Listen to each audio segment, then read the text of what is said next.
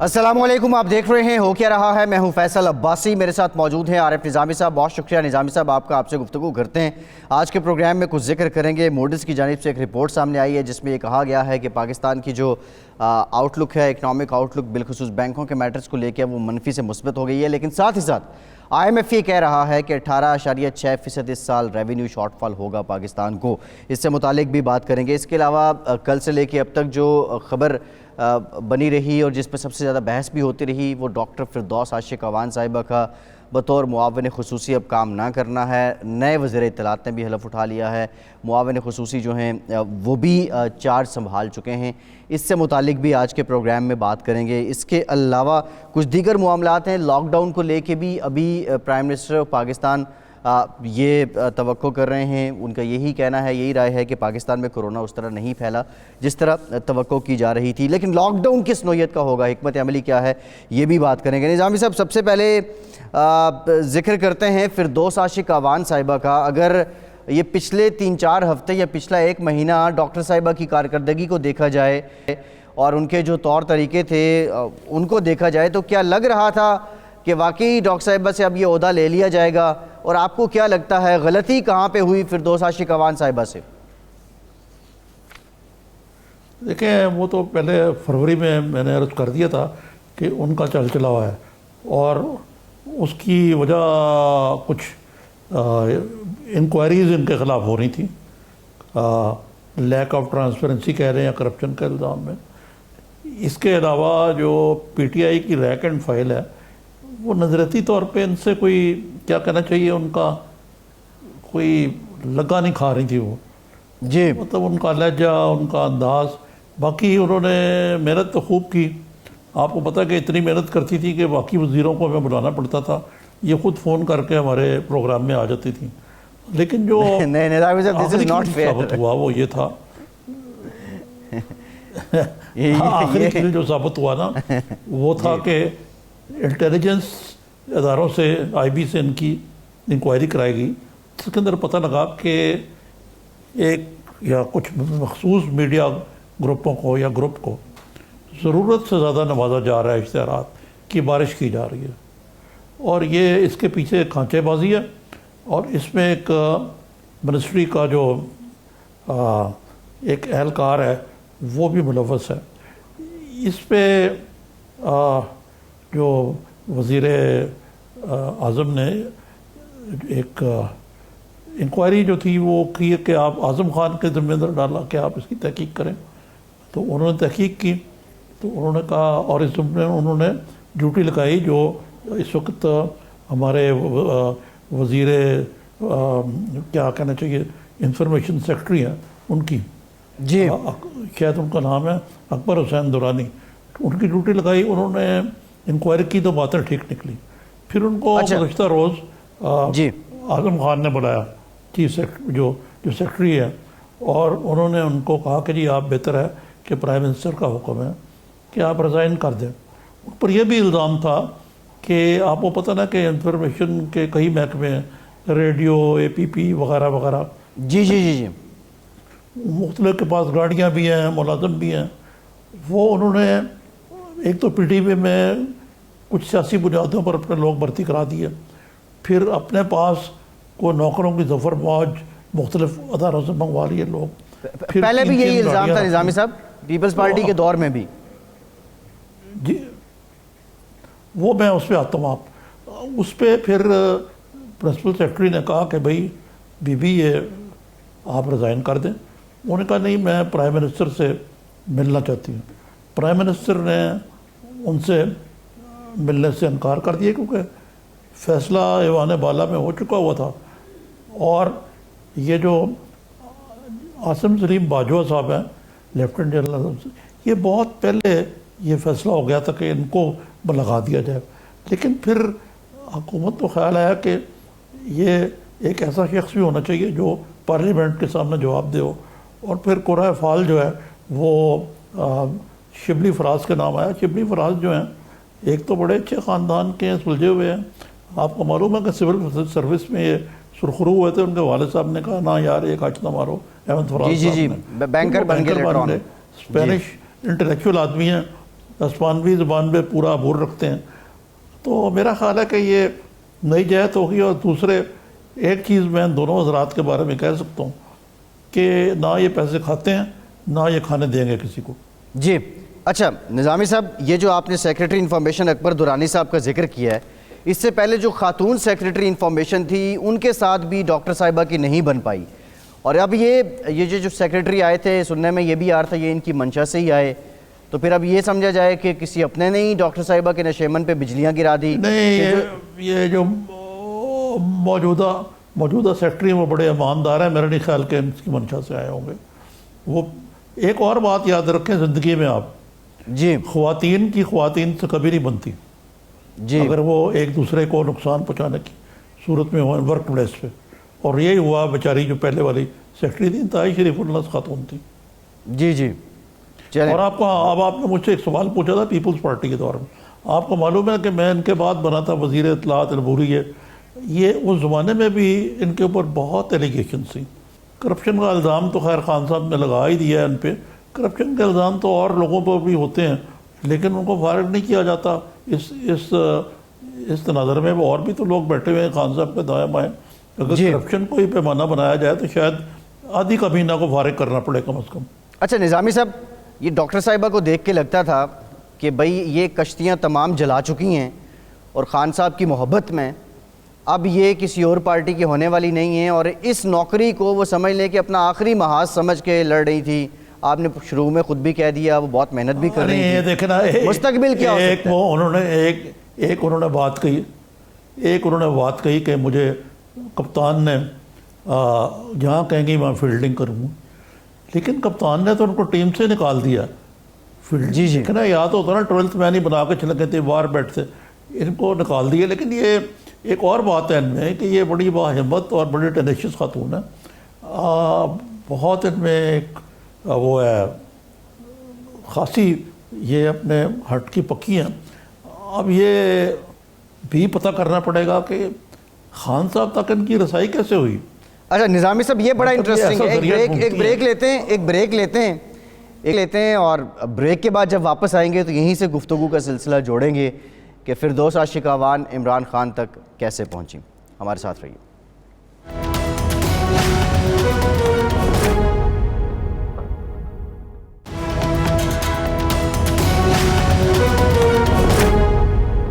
Break کے بعد ایک بار پھر سے آپ کو خوش آمدید کہیں گے. بریک سے پہلے نظامی صاحب ہم بات کر رہے تھے کہ ڈاکٹر صاحبہ کی لابی کیا ہے پی ٹی آئی میں، اس سے متعلق بھی بات کریں گے. لیکن فواد چودھری صاحب ہمارے ساتھ موجود ہیں. بہت شکریہ فواد چودھری صاحب، مبارکباد آپ نے دی ہے. دعا گو ہیں آپ جو نئی آپ کی ٹیم آئی ہے انفارمیشن کی. پہلے یہ بتا دیں چودھری صاحب کہ آپ کو کیا لگتا ہے ڈاکٹر فردوس عاشقاوان صاحبہ سے کہاں پہ غلطی ہوئی؟ نہیں، غلطی تو خیر جو بھی آتا ہے وہ ظاہر اپنی کوشش کرے گا پوری. انہوں نے بھی پوری کوشش کی ہے بٹ فرینکلی ان کے انہیرنٹ پرابلم تھے. وہ اب یہ ایک تو جس طرح سے تھیوریٹیکلی دیکھیں، عارف نظامی صاحب آپ کو بتا رہے تھے جو سودے میں پرابلمس ہیں اور جو ایک تھیوریٹیکل جو ایشوز ہوتے ہیں، اس کے ساتھ اس کے جو پریکٹیکل پرابلم ہے نا وہ سول محکموں میں تقریباً ہر جگہ کے اوپر یا منسٹری میں بہت زیادہ ہے، وہ ہے لیک آف کیپیسٹی. ہاں جی فاضل صاحب، یہ بتائیے کہ آپ خود بھی وزیر اطلاعات رہے ہیں اور یہ جو حالیہ وزارت اطلاعات میں تبدیلی ہے، یعنی کہ یہ آپ کے دور میں تیسری تبدیلی ہے، اس کی کیوں ضرورت پیش آئی؟ آپ کیونکہ خود بھی میڈیا پریکٹیشنر ہیں، پروگرام بھی کرتے رہے ہیں، انفارمیشن منسٹر بھی رہے ہیں ماشاءاللہ، پی ٹی آئی کے مدار العام بھی ہیں، تو کچھ اس پہ روشنی ڈالیں تھوڑی سی. نہیں، اس میں میں نے تفصیل سے جو ہے بات آپ کر رہے تھے کہ جو تھیوریٹیکل پرابلمس ہیں اس کے ساتھ میں نے پریکٹیکل پرابلمس کا ذکر کیا ہے. تو بیسکلی تو دیکھیں میں تو یہ سمجھتا ہوں کہ جب تک لانگ ٹرم ایک اس میں اصلاحات نہ لائی جائے تو کوئی بہت بڑا تیر تو کوئی بھی نہیں مار لے گا. لیکن اس کو ضروری ہے، یہ انفارمیشن منسٹری بہت امپورٹنٹ ہے ہمارے لیے کیونکہ اس کی انٹرنیشنل پراسپیکٹ ہے جو ہم اگنور کر دیتے ہیں اپنے لوکل پراسپیکٹ میں. لیکن اب 15 سال سے پاکستان کے اوپر، 20 سال سے فان موت کے بعد پاکستان کے اوپر کتنی کتابیں دنیا میں چھپی ہیں، ان میں پاکستان کا پوائنٹ آف ویو کہاں پہ آیا ہے. ہماری جو انٹرنیشنل اگر آپ دیکھیے کہ جو تھنک ٹینکس ہیں ان میں ہماری کیا رسائی ہے، یونیورسٹیز میں ہماری کیا، تو یہ ایک پورا ایک انٹرنیشنل نیریٹو को साथ लेके चलना, नेशनल नैरेटिव को साथ लेके चलना, एक पूरा एक काम है जो आपने करना है, जो मौजूदा सेटअप में तो शायद बड़ा मुश्किल है करना। इसीलिए मैंने बड़े रिफॉर्म्स इनिशिएट किए थे। हमारा जो आप कह रहे हैं तो जो या फ्रेंकली ये है कि इमरान खान जो है वो एक मीडिया को और जो सोशल मीडिया है इनके बारे में वो सेंसिटिव है, and he actually thinks about that, और वो रिएक्ट करते हैं उसके ऊपर। प्राइम नवाज शरीफ साहब ने तो 5 साल मीडिया से बात ही नहीं की है, और इसी तरह से जरदारी साहब, आपको याद ही नहीं होगा कि वो मीडिया से जो है वो अपने इक़्तिदार में कभी मिले हों। बट इमरान खान तो खुले डुले हैं, वो अपने ये जो एक्शन है उसके ऊपर जो रिएक्शन आता है उसके ऊपर भी सेंसिटिव है, वो पैसे तब्दील भी करते हैं उसके एक्शन जी। तो ये बात ये है कि ये जो सेंसिटिविटी है प्राइम मिनिस्टर साहब की टुवर्ड्स मीडिया वो ज़्यादा है in comparison to the party. जी निज़ामी साहब। अच्छा, ये लेकिन फाद साहब, लेकिन ये बताइए कि ये आपने जो बात की ना, जब इसमें एक नई जहत जो आई है वो special assistant of the prime minister हैं आसिम सलीम बाजवा साहब।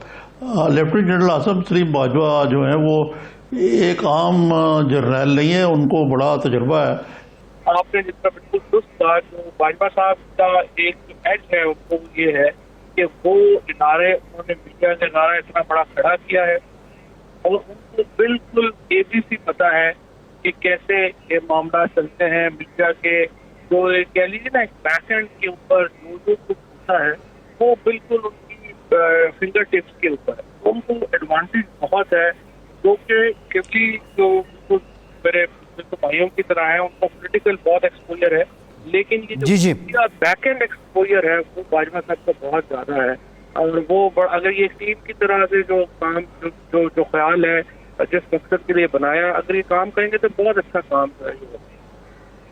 जी जी ठीक है। अच्छा फवाद साहब, एक बात मुझे बताएं कि मोहतरमा के होते हुए एक के बहुत ज़्यादा पोलराइजेशन, फिक्रेबाजी, तंज या खासी एग्रेसिव किस्म की फ्रंट फुट पे बैटिंग करती थी वो, लेकिन जो शिबली फराज साहब हैं वो उनका मिलान एतमाद ज़रा धीमे मिजाज के हैं।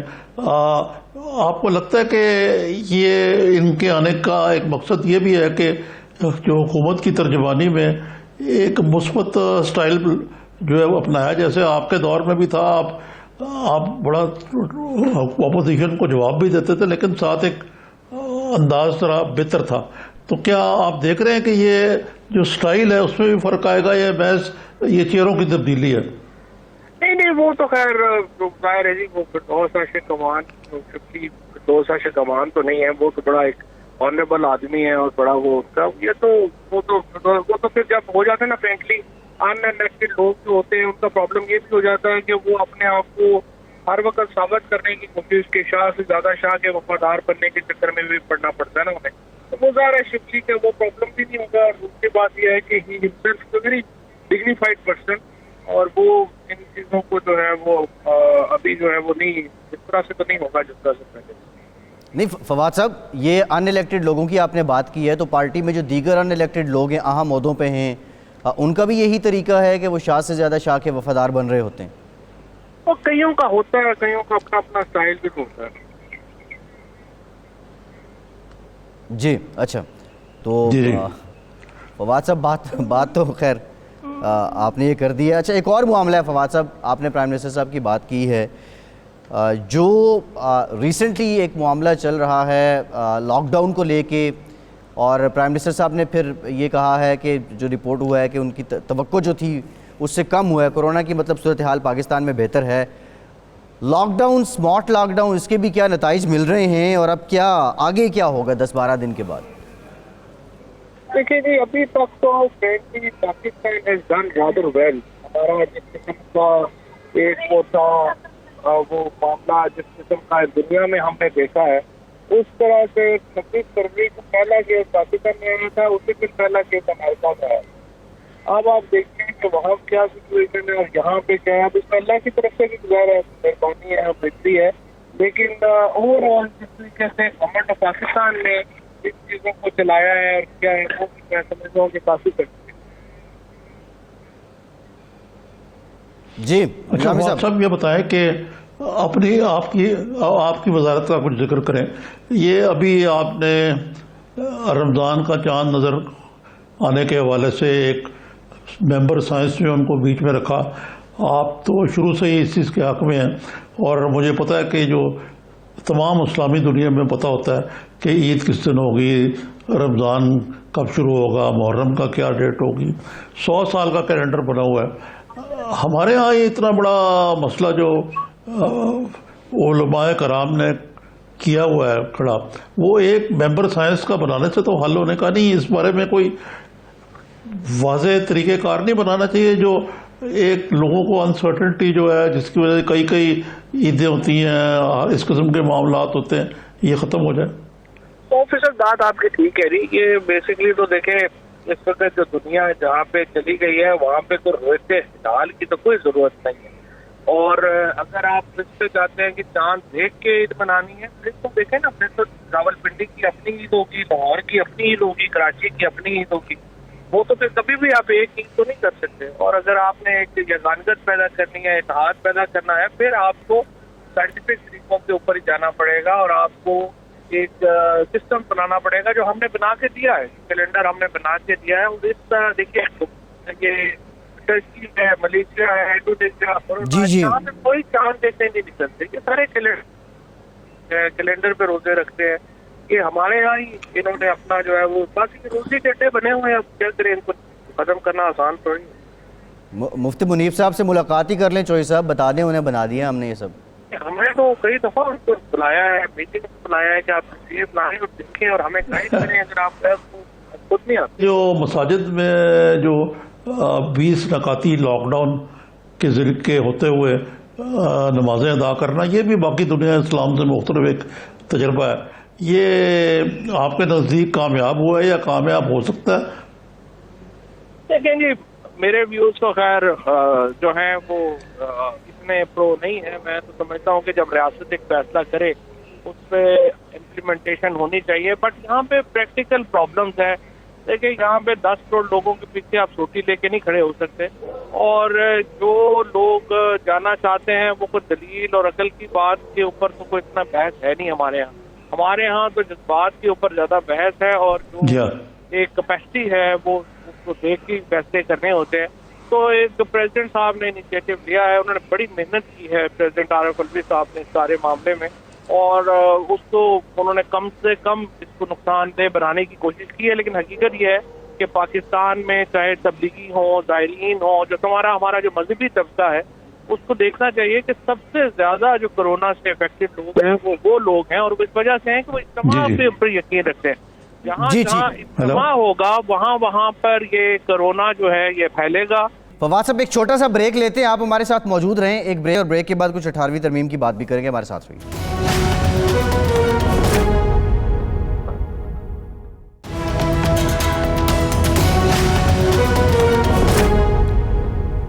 بریک کے بعد ایک بار پھر سے آپ کو خوش آمدید کہیں گے. فواد چودھری صاحب بھی ہمارے ساتھ موجود ہیں. نظامی صاحب 18ویں ترمیم سے متعلق ہم کچھ بات کر رہے تھے, آپ نے بھی اس پہ کمنٹ کیا تھا.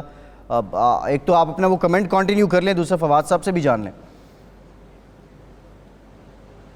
فواد صاحب یہ بتائیے کہ جو 18ویں ترمیم ہے یہ واقعی کوئی ایسا مسئلہ ہے اس وقت اتنا ارجنٹ کہ اس کے ذریعے ایک خواہ کا ارتعاش پیدا کیا جائے؟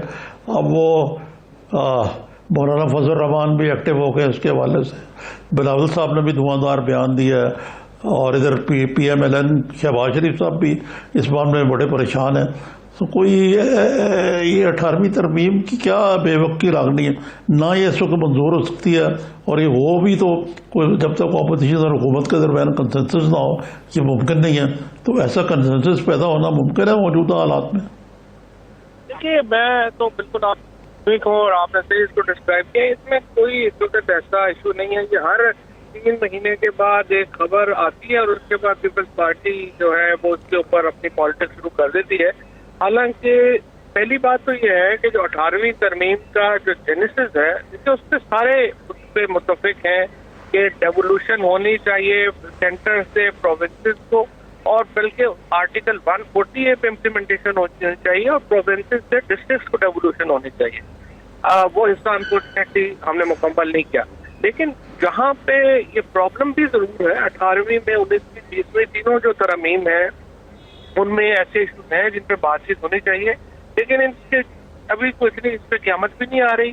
اور دوسری بات یہ ہے کہ جو جب تک پیپلز پارٹی PMLN ایک وائڈر پولیٹیکل کنسنسس ہو نہ اس وقت تک ترمیم ہو نہیں سکتی. لہٰذا یہ بحث فی الحال تو اس کی کوئی ترقی نہیں. جی نظامی صاحب. جی جی ہاں جی، تو فواد صاحب آپ جو یہ 18ویں ترمیم کو سمجھ رہے ہیں کہ پھر یہ کیا وجہ ہے کہ اس کے باوجود اس پہ بیان بازی ہو رہی ہے؟ شاہ محمود قریشی صاحب نے بھی کچھ فرمایا ہے، اور یہ شاہ محمود قریشی صاحب زیادہ اپنی توجہ خارجہ امور کی بجائے دوسرے معاملات میں کیوں دیتے ہیں؟ دیکھیے شاہ محمود قریشی صاحب نے اسد عمر صاحب نے بالکل یہی بات کی ہے کہ جو میں اس وقت کر رہا ہوں. انہوں نے کہا ہے کہ دیکھیں اس میں کوآرڈینیشن کے ایشوز ضرور ہیں اور ان کے اوپر بات چیت ہونی چاہیے، لیکن جو ڈیولوشن کا ایک کانسیپٹ ہے اس کے اوپر تو ایک کنسنسس ہے. اور شاہ صاحب نے اس کے علاوہ بات نہیں کی کہ کچھ خبر جو ہے وہ ذرائع سے آتی ہے، اس کے بعد اس سے بحث شروع ہو جاتی ہے اور جو ظاہر ہے کہ سوٹ کرتی ہے آپ پارٹی کو اسپیشلی وہ ہمیشہ اس کو زیادہ جو ہے وہ اس کے اوپر زور ڈالتے ہیں. حالانکہ کوئی ایسا میرا نہیں خیال کوئی اتنا بڑا ایشو اس وقت اس پہ ہے اور نہ ہی کوئی بڑی بحث ہے. یہ ضرور ہے کہ جیسے صحت کے معاملات ہیں، خود ہمارے ہاں R&D کے جو معاملات ہیں اربوں روپیہ جو ہے وہ جا رہا ہے اور ہمیں ڈائریکشن جو ہے وہ پروونسز کی علیحدہ ہے، فیڈرل گورنمنٹ کی علیحدہ ہے، اور اس میں ایک بالکل کوآرڈینیشن جو ہے وہ چاہیے. بڑے ایشوز ہیں جس کی اپوائنٹمنٹ کے اوپر بات ہونی چاہیے.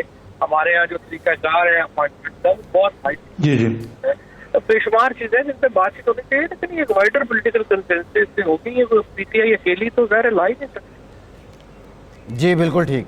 نیب ایک طرف میں بتاؤں کہ جو نیب لا تھا، نیب لا کے اوپر جب یہ ہم نے آرڈیننس دیا اس کے بعد خود میں نے PMLN میں رانا تنویر صاحب سے، خواجہ آصف صاحب سے، ان کو پیپلز پارٹی نے سینٹ میں ایک لا جو ہے وہ پاس کرا دیا. تو میں نے ان سے یہ کہا کہ ابھی آپ اس کو، آپ دونوں پارٹیز کہہ رہی ہیں کہ یہ لا صحیح نہیں ہے، آپ ہمارے ساتھ بیٹھ کے اس کے اوپر ایک کنسنسس ڈیولپ کر لیں، بعد میں پھر موقع نہیں ملتا. وہ پیپلز پارٹی جو ہے وہ مان گئی ہمارے ساتھ، PMLN نے اپنا ہی پھٹا شروع کر دیا اور اب وہ آرڈیننس ہی لیپس کر گیا. ایک طرف یہ اپوزیشن والے کہتے ہیں کہ نیب کا لا ٹھیک نہیں ہے، دوسری طرف انہوں نے اب تک کوئی کانکریٹ آپ کے سامنے، ہمارے سامنے کوئی تجویز لے کے نہیں آئے کہ آخر چاہتے کیا ہے، کہ نیب لا میں کیا امینڈمنٹ ہونی چاہیے، کیا کرنا چاہیے، کیسے بہتر کرنا چاہیے. یہ ایک اپوزیشن کیونکہ ہمارے یہاں فرینکلی بڑی ایک نان سیریس اپوزیشن ہے اور پھر اس میں سبسٹینس کوئی نہیں ہے، یہ سارے بس باتیں کروا لیں. جی ٹھیک ہے ٹھیک ہے. فواد صاحب بہت شکریہ آپ کے وقت کا، آپ ہمارے ساتھ موجود تھے. فواد چوہدری صاحب ہمارے ساتھ موجود ہیں. صاحب اب یہ جو نیب کا بھی ہے، بہرحال پریکٹیکلی دیکھا جائے جو فواد صاحب نے بھی بات کی ہے، جو آپ نے بھی کی ہے، کہ 18ویں ترمیم کو اس وقت کوئی چھیڑ چھاڑ اس کے ساتھ ہو ہی نہیں سکتی، ایک تو حالات ایسے ہیں. لیکن یہ نیب آرڈیننس کا جو معاملہ ہے نظامی صاحب، اب اس پہ حکومت نے اپوزیشن سے رابطہ بھی کیا ہے، لگتا ہے پرانا آرڈیننس اسی کو تجدید دی جائے گی. تو یہ واقعی اپوزیشن کے پاس نیب آرڈیننس میں تبدیلی کے لیے، یہ قانون میں تبدیلی کے لیے انپٹ کیا ہے؟ لیکن اب بات پتہ کیا ہے، ہمارے یہاں ہوم ورک کوئی بھی نہیں کرتا، نہ اپوزیشن کرتی ہے. اپوزیشن کے پاس تو یہ بھی ایک جواز ہے کہ جی ہم پیشیاں بخت نیب کی یا ہم قانون سازی کریں.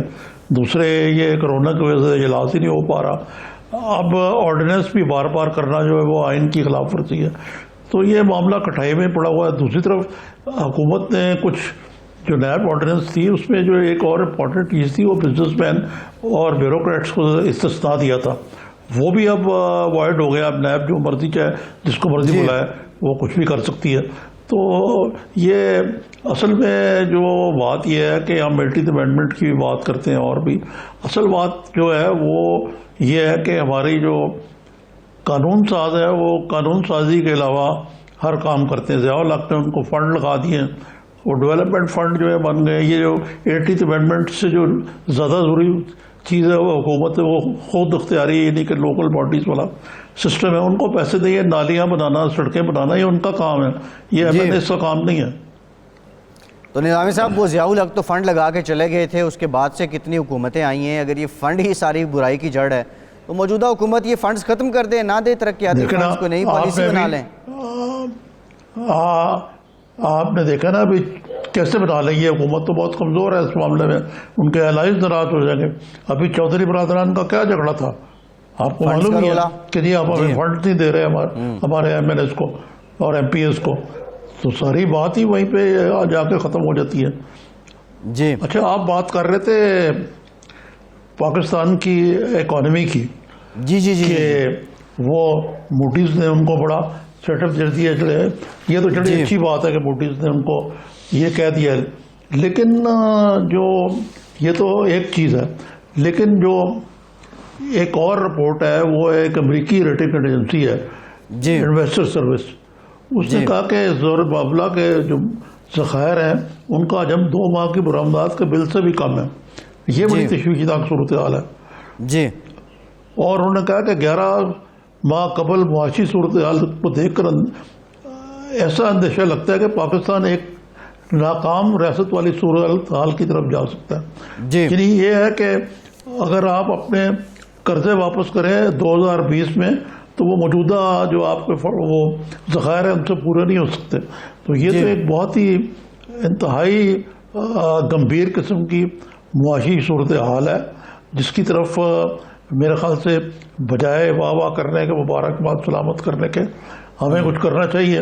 اب ہم کوشش تو کر رہے ہیں کہ وانگ تانگ کے کام چلائیں، کیونکہ یہ جو آؤٹ لک رپورٹ کو پازیٹیو دیا گیا ہے، یہ جو آؤٹ لک رپورٹ آئی ہے بینکوں کی جو ریٹنگ ہے اس کو پازیٹیو دیا گیا ہے، بینکوں کی آؤٹ لک کو مستحکم قرار دیا گیا ہے. لیکن اس کے ساتھ ساتھ آئی ایم ایف، رزاق داؤد نے کہا ہماری ایکسپورٹس میں 30% اضافہ ہو گیا. اللہ ان کو منہ میں گھی شکر. یہ واقعی رزاق داؤد صاحب کا کمال ہے کہ ایسے دور میں جب کہ سارا کایا پلٹی ہوئی ہے دنیا کی، انہوں نے ایکسپورٹس میں اضافہ کر لیا. یہ سوال ہے کہ کہاں بھیج رہے ہیں پاکستانی اپنا سامان، کس ملک میں بھیج رہے ہیں، یہ بہت بڑا سوال ہے.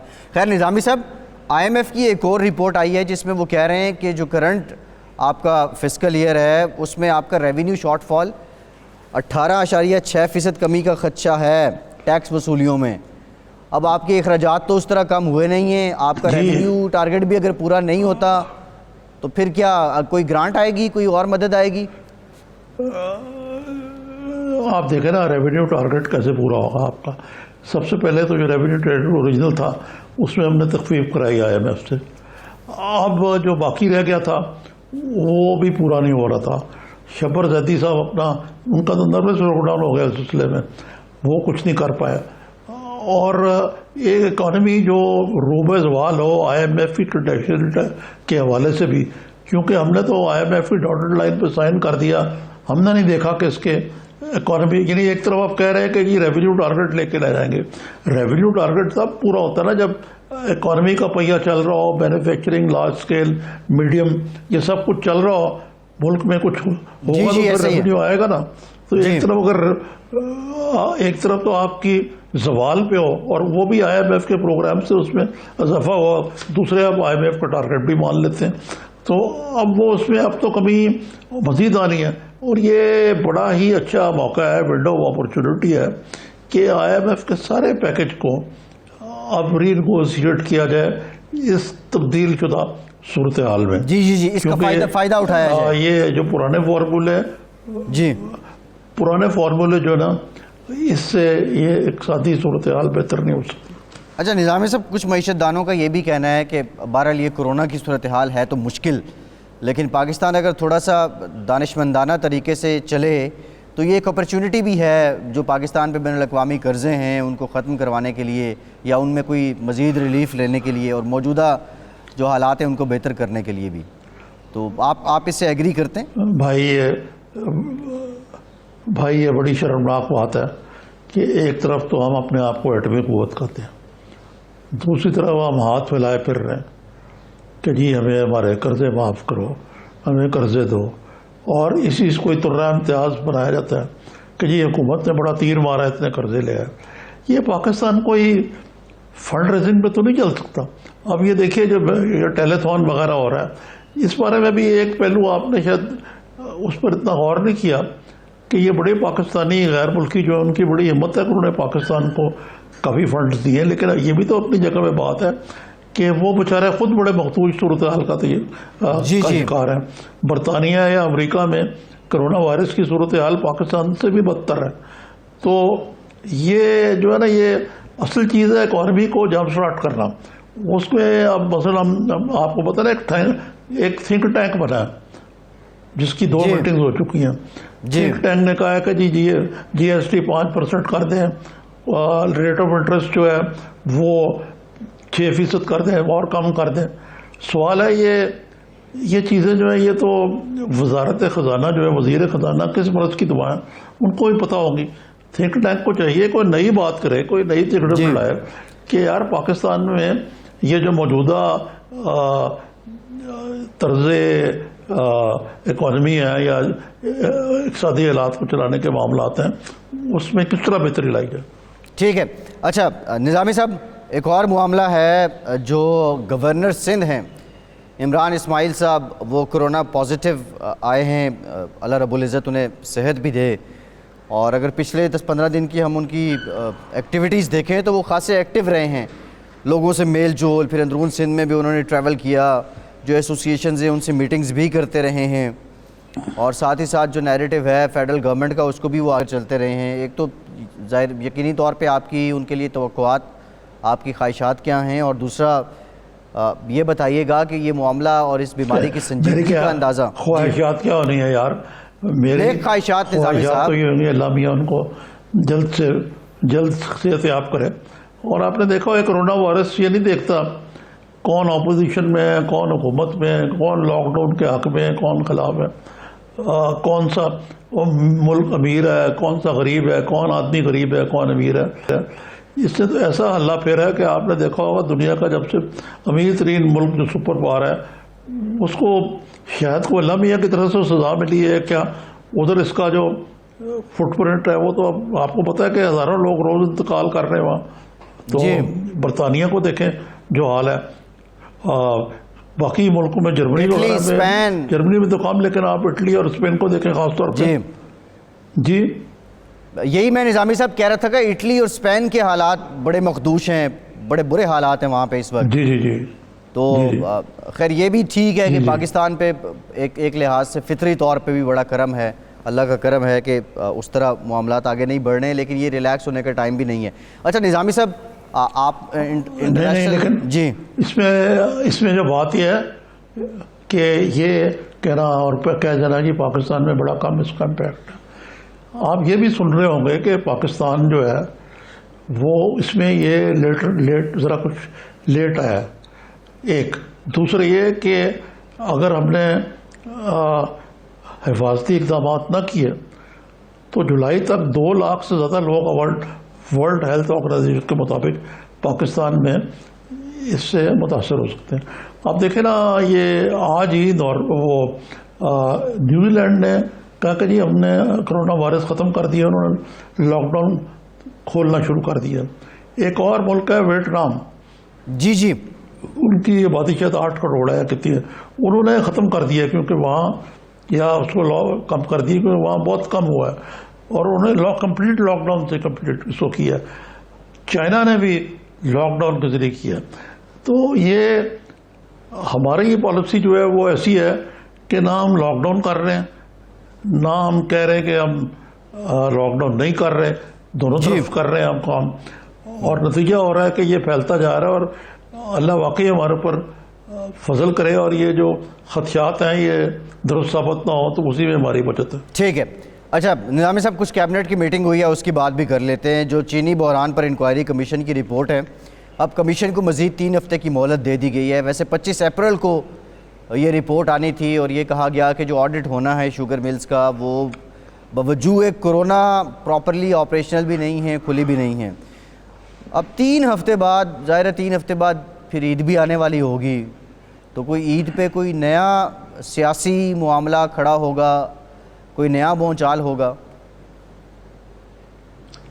خیر اس کا عید سے کوئی تعلق نہیں ہے، تو فورنزک آڈٹ ہے، لیکن اس میں جو موٹی موٹی باتیں ہیں وہ میڈیا کے ذریعے لیک بھی کی جا رہی ہیں ساتھ ساتھ کہ جی چینی کی ڈیمانڈ اتنی ہے، سپلائی اتنی تھی، کچھ چینی افغانستان جاتی تھی، وہ جاتی نہیں تھی. مطلب ہے کہ اس قسم کی باتیں بھی کی جا رہی ہیں جو کہ ایک قسم کا میڈیا ٹرائل کرنے کے مترادف ہے. مجھے تو شہباز شریف صاحب کے اس مطالبے کی سمجھ نہیں آتی کہ وہ بڑے دھڑلے کے ساتھ انہوں نے کہا کہ جی یہ شوگر اور آٹے کی رپورٹ حکومت دبا رہی ہے. بھائی اس میں دبانے کی کیا بات ہے؟ کیا یہ آپ اس میں بالکل پاک اور صاف بات ہے؟ کیا یہ آپ کے ہوتے ہوئے سبسڈیز نہیں دی گئی؟ کیا یہ شوگر مل لگانے کا کلچر آپ کے دور کی ایک دین نہیں ہے؟ سوغات شوگر ملز کی مشینری اتفاق پاؤنڈری بنتی رہی ہے ایک زمانے میں، اب تو ہے ہی نہیں اتفاق پاؤنڈری. تو یہ اس عوام میں تمام سیاستدان جو ہے نا وہ ایک ہی سطح پہ ہیں.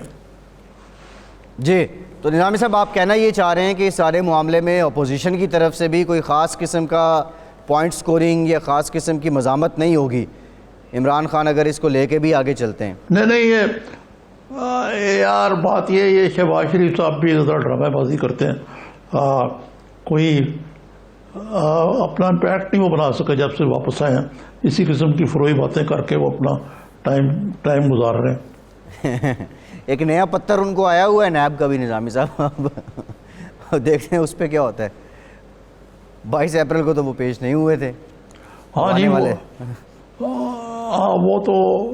تو مجھے ان سے ہمدردی ہے کہ نیب ان کے پیچھے پڑی ہوئی ہے. لیکن ان کو چاہیے کہ جواب دیں. جو نیب نے جو باتیں بتائی ہیں ان کا جواب دینا چاہیے ان کو. He should come out clean. جی اچھا نظامی صاحب، آپ اوورسیز پاکستانیوں کی بات کر رہے تھے. اس وقت تقریباً 62,000 پاکستانی ہیں جو اپنے آپ کو رجسٹرڈ کروا چکے ہیں پاکستان سے باہر، اور وہ پاکستان آنے کے خواہش مند ہیں کیونکہ وہاں پہ حالات، کسی کا روزگار چلا گیا، کسی کے پاس پیسے نہیں بچے. آج جو سیل ہے کرائسس مینجمنٹ سیل دفتر خارجہ کا، شاہ محمود قریشی صاحب وہاں گئے بھی ہیں اور وہاں انہوں نے لوگوں سے، افسران سے ملے بھی ہیں. یہ کتنا بڑا آپریشن درکار ہے ان 62,000 لوگوں کو پاکستان لانے کے لیے؟ کتنے جہاز چاہیے یا کتنا ٹائم چاہیے؟ اب مجھے یہ بتائے یہ شاہ محمود قریشی بیچارے جو ہیں، ہر مرض کی دوا تو ان کے پاس نہیں ہے نا. یہ اوورسیز پاکستانیوں کے وزیر کون ہیں؟ زلفی بخاری صاحب. وہ آج کل کہاں ہیں؟ سید زلفی بخاری صاحب. وہ نظامی صاحب ادھر ہی ہیں، اسلام آباد میں ہی ہیں. اپنی جملہ صلاحیتوں سے قوم کو مستفید کرنا چاہیے. کوئی فلائٹس آرگنائز کرنا چاہیے. اور اوورسیز پاکستانیوں کا اگر انہوں نے ٹھیکہ لیا ہوا ہے تو یہ ایک بہت بڑا بے روزگاروں کا انفلکس جو ہے وہ پاکستان آ رہا ہے یا آنے کے لیے بےتاب ہے. ان کو آپ نے کس طرح ایڈجسٹ کرنا ہے، ان کو کیا روزگار کے موقع فراہم کرنے ہیں. یہ زلفی بخاری صاحب خالی یاری دوستی کی بیسس پہ ہی تو کام نہ کریں، کوئی کارکردگی بھی دکھائیں.